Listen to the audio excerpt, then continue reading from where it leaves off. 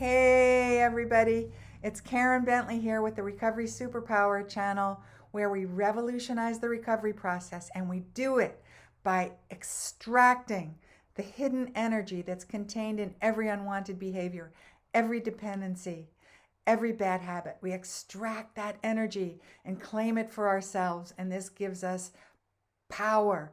And as we continue to capture that energy day after day, we develop superpower. And that's why I call this the Superpower Recovery Channel.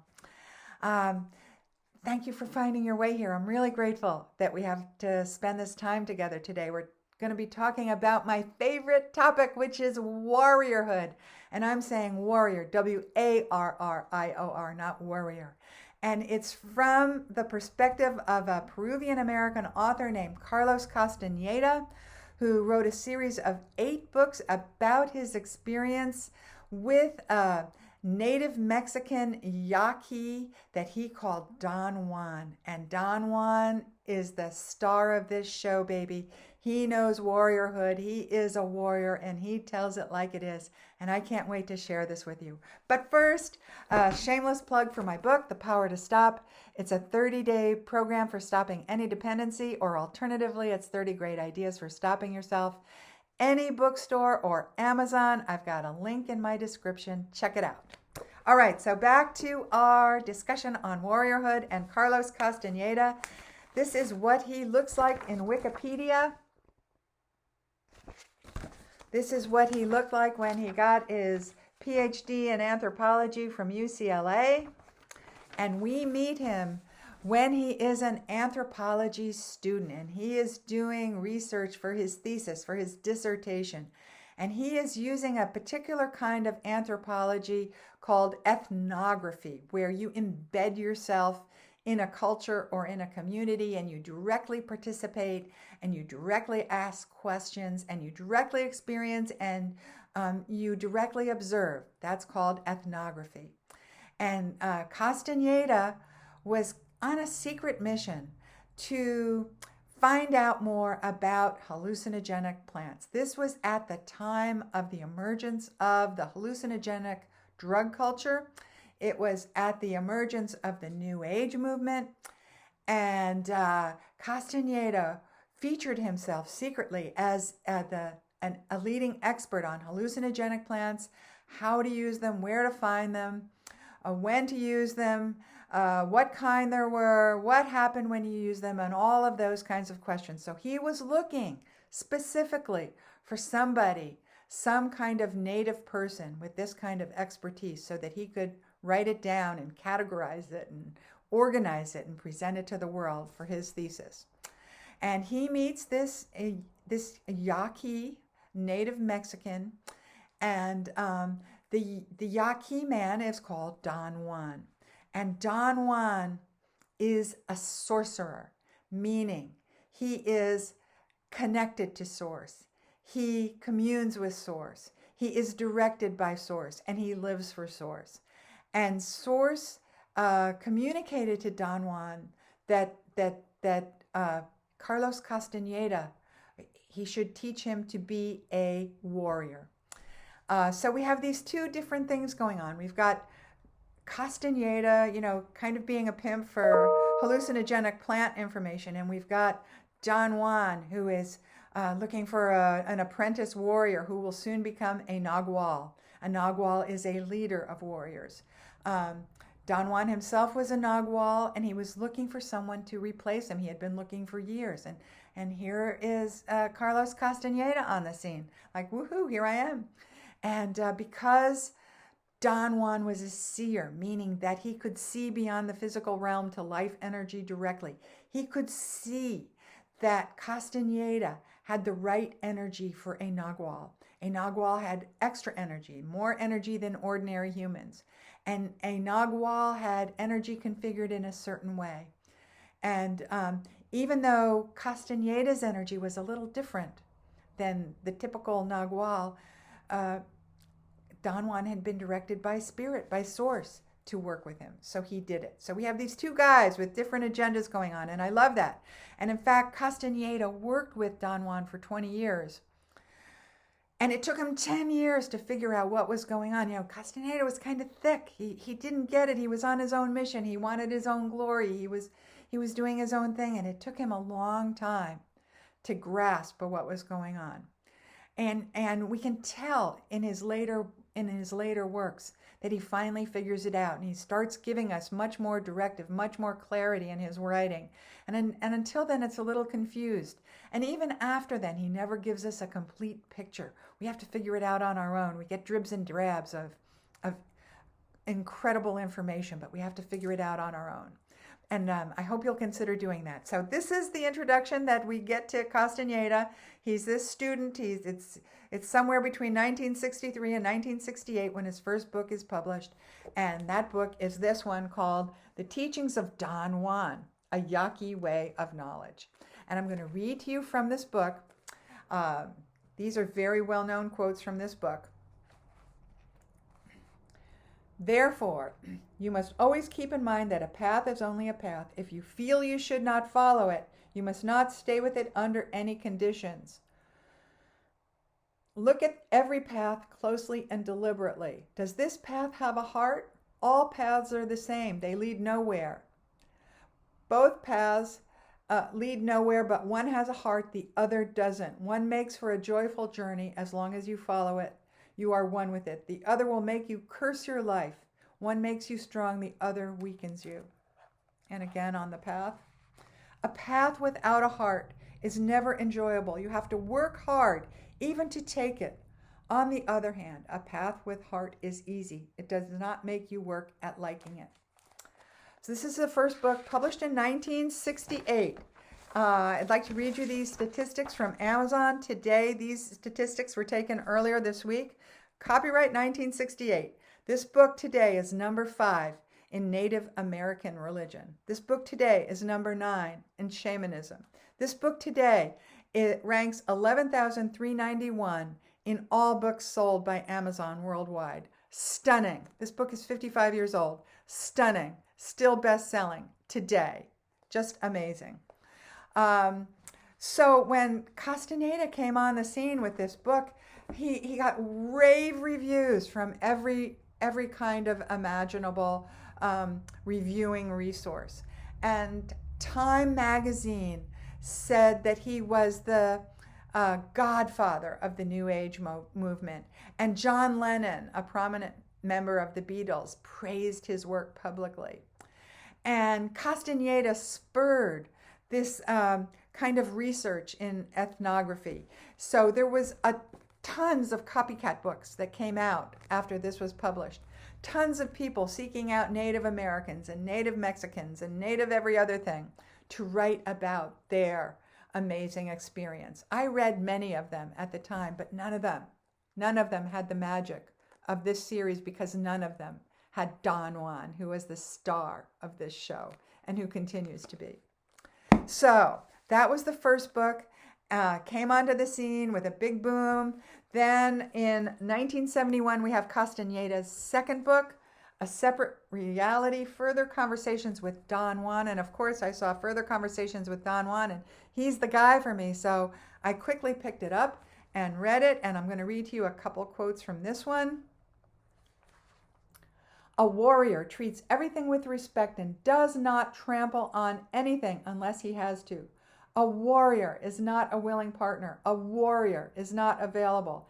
And if he involves himself with something, you can be sure he is aware of what he is doing. Life for a warrior is an exercise in strategy. The spirit of a warrior is not geared to indulging and complaining, nor is it geared to winning or losing. The spirit of a warrior is geared only to struggle, and every struggle is a warrior's last battle on earth. Thus, the outcome matters very little to him. Second book, just as good as the first. Third book, Journey to Ixtlan, published in 1972. Again, more stunning statistics from Amazon. I'll read to you from this one. People hardly ever realize that we can cut anything from our lives, anytime, just like that. Do you think that one can stop smoking or drinking that easily? Asked Castaneda. Sure, he said with great conviction. Smoking and drinking are nothing, nothing at all if we want to drop them. He said that there was only one thing which was indispensable for anything we did. He called it the spirit. One can't do without the spirit, and you don't have it. Worry about that and not about pictures. A couple more.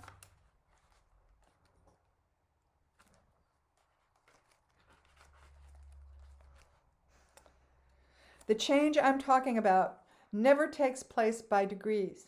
It happens suddenly, and you are not preparing yourself for that sudden act that will bring a total change. There are some people who are very careful about the nature of their acts. Their happiness is to act with the full knowledge that they don't have time. Therefore, their acts have a peculiar power. And one more. A warrior makes his own mood. One needs the mood of a warrior for every single act. Otherwise, one becomes distorted and ugly. There is no power in a life that lacks this mood. Look at yourself. Everything offends and upsets you. You whine and complain and feel that everyone is making you dance to their tune. You are a leaf at the mercy of the wind. There is no power in your life. What an ugly feeling that must be. A warrior, on the other hand, is a hunter. He calculates everything. That's control. But once his calculations are over, he acts. He lets go. That's abandon. That's the third book. And the last one in the first four, which are considered by some people to be the most influential. Not by me. I like all of them except for The Second Ring of Power. This is the only book that doesn't feature the wisdom of Don Juan. This book is Castaneda's experience with other warriors.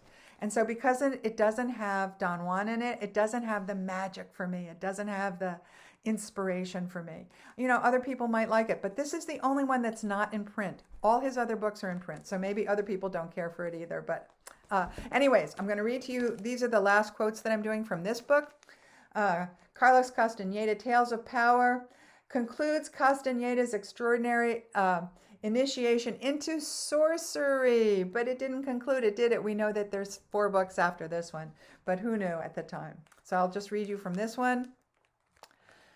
If a warrior needs solace, he simply chooses anyone and expresses to that person every detail of his turmoil. After all, the warrior is not seeking to be understood or helped. By talking, he is merely relieving himself of his pressure. And another one. As you know, the crux of sorcery is the internal dialogue. That is the key to everything. When a warrior learns to stop it, everything becomes possible. The most far-fetched schemes become attainable. And one more. One of the acts of a warrior is never to let anything affect him. Thus, a warrior may be seeing the devil himself, but he won't let anyone know that. The control of a warrior has to be impeccable. So those are the first 4 books. As I said, there's 3 more. The Fire from Within, The Eagle's Gift, which you can see is all ratty because I've read these books so many times, maybe 20, maybe 30 times. And lastly, The Power of Silence. And then I already mentioned that The Second Ring of Power is out of print and is only about Castaneda's experience with other warriors. So we have Castaneda on the scene, and he's had this phenomenal success, selling, it's reported, 10 million copies in his lifetime. I'm sure it's more than that by now, maybe double, maybe triple, who knows. He amassed a fortune of $1.5 million, it's been reported, which at the time was quite a bit. And then in the middle of all this, he's hit with tons of controversy. People come out everywhere saying that it's an elaborate hoax. Castaneda is a big faker. He's the supreme con artist. It's all just druggy stuff and therefore should be discounted. Castaneda didn't use enough Yaqui terminologies or practices, so therefore it can't be real about a Yaqui experience. And he had a particular opponent named Richard DeMille, who was the son of the famous movie producer Cecil B. DeMille from the olden days. Anyways, this guy, Richard DeMille, spent the latter part of his life debunking Carlos Castaneda. He wrote these 2 big books on it. And I actually tried to read one, but I couldn't get into it. I don't know, maybe because I'm such a Castaneda fan, or maybe because it was a bad book, or anyways, if you want to find controversy, you will find it on Castaneda. And in fact, his whole life was sort of a living controversy, starting with his birth. The most accepted records say that he was born on Christmas Day in northern Peru in 1925, yet Castaneda himself said he was born in 1931 in Brazil. Castaneda's death certificate said he was married. He was never married, but 2 women claimed they were married to him. One was a woman, Margaret Runyon. In 1960, she said she married Castaneda in Mexico, and another one was Florinda Donner, aka Regina Thay, who claims she married him in 1993. There's controversy about whether Castaneda had a son or not. C.J. Castaneda. Carlos said he never had a son. There's Castaneda controversy even about his death. It wasn't publicly reported until about a month after he had died. He died of cancer in LA. And the women that he was associated with, these warrior women that he was associated with, they disappeared off the planet of the Earth. Did they go to the next world? Did they knock themselves off? Did they just move? We don't know, but that certainly adds to the cult of controversy that surrounded him. As for Castaneda himself, he never defended any of the accusations. He never commented on any of the accusations. And in fact, he pretty much disappeared from public life after 1973. And so we know that his first book was published in 1968.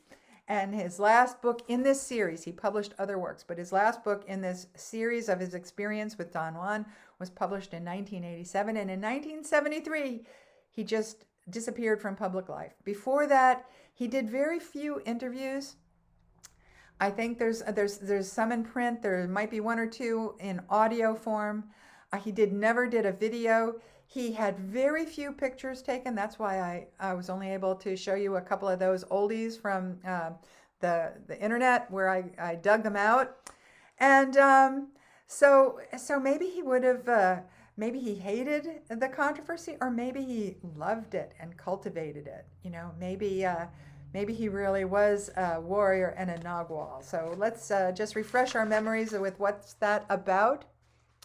The nagual's directive was to become invisible, inaccessible, inscrutable, unpredictable. So maybe he was laughing at all this. Did he become inaccessible? Did he disrupt his daily routines and become unpredictable? Did he erase his personal history? Was he skilled at artifice and subterfuge in order to teach? Was he ruthless in his purpose? You'll have to judge for yourself. For me, I don't really care about Castaneda's personal narrative. I don't really care if Don Juan was a fictional name. I don't really care if he was a Yaqui or some other kind of native person. What I care about is that Castaneda made him available to us. That Castaneda was so crazy as to take copious notes and he wrote down everything he said, and that he shared it with us and made it available to us. That's what I care about. That's what has value to me. That's what has impact to me. That's what has sustained me in many hard times and guided me. And I hope it has value to you too. Pick one up. Start with the teachings of Don Juan, or just pick one up and let me know what you think. I would love to hear your comments. I really think this is an important work, a valuable work, a worthwhile work. And let me know what you think. Give me a like if you enjoyed this content. Consider subscribing, and I'll show up on your homepage when you sign on to YouTube. I publish everything I publish something every Thursday, and I can't wait to see you again. Bye for now.